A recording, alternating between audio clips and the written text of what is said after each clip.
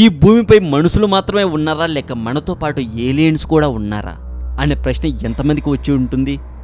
నాకైతే ఈ ప్రశ్న చాలాసార్లు వచ్చింది. అప్పుడప్పుడు నేను ఏలియన్స్ని వెతుకుతూ ఉంటాను కూడా. కానీ ఏం లాభం?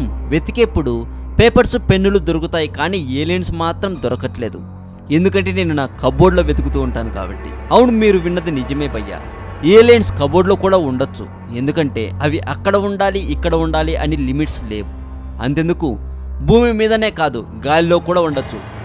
మనకు కనిపించవచ్చు, కనపడకపోవచ్చు. కానీ ఏది ఏమైనా ఏదో ఒకరోజు అవి కనిపిస్తే తెలుగు మోజో ఛానల్కి గెస్ట్గా మాత్రం పిలుస్తాను వాటిని. ఆ రోజు ఆ వీడియో మీరు మిస్ అవ్వకుండా ఉండాలంటే మన తెలుగు మోజో ఛానల్ని సబ్స్క్రైబ్ చేసి పక్కనే ఉన్న బెల్ సింబల్ని యాక్టివేట్ చేసుకోండి. ఇక టాపిక్లోకి వెళ్దాం. భూమిపైన చాలా ఏళ్ల క్రితమే ఏలియన్స్ అంటే గ్రహాంతరవాసులు సంచరించారని అంటూ ఉన్నారట శాస్త్రవేత్తలు. ఏలియన్స్ ఇక్కడ సంచరించారనేందుకు మరో ఆధారం లభించిందని చెబుతూ ఉన్నారు సైంటిస్టులు. 1970లో రొమేనియాలో దొరికిన పెద్ద లోహం శాస్త్రవేత్తలకు ఆధారంగా మారింది. ఇటీవల స్విట్జర్లాండ్లోని లాసనే లాబొరేటరీలో దీనిని శాస్త్రవేత్తలు పరిశీలించారు. ఇందులో షాకింగ్ వాస్తవం తెలిసింది. ఈ లోహం 2,50,000 నాటిదిగా గుర్తించారు. లోహం 90% అల్యూమినియంతో తయారు చేసి ఉండడం ప్రతి ఒక్కరిని ఆశ్చర్యానికి గురి చేస్తుంది.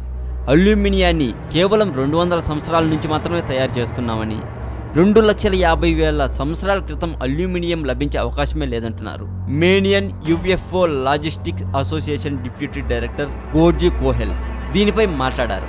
ప్రస్తుత టెక్నాలజీ ప్రకారం ఇలాంటి లోహాల తయారీ అసాధ్యమన్నారు.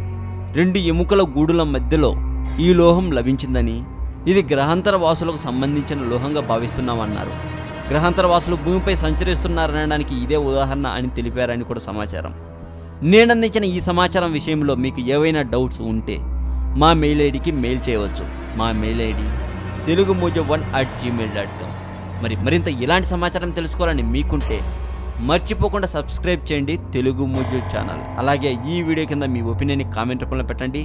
ఈ వీడియోని మీ ఫ్రెండ్స్కి ఫేస్బుక్ ద్వారా, గూగుల్ ప్లస్ ద్వారా, ట్విట్టర్ ద్వారా, అన్ని సోషల్ నెట్వర్క్స్ ద్వారా షేర్ చేయండి. ఏదో ఒకరోజు ఏలియన్తో ఇంటర్వ్యూ తీసుకుంటాను. ఆ రోజు ఆ వీడియో మీరు మిస్ అవ్వకుండా ఉండాలి అంటే మర్చిపోకుండా సబ్స్క్రైబ్ చేయండి తెలుగు మోజో ఛానల్.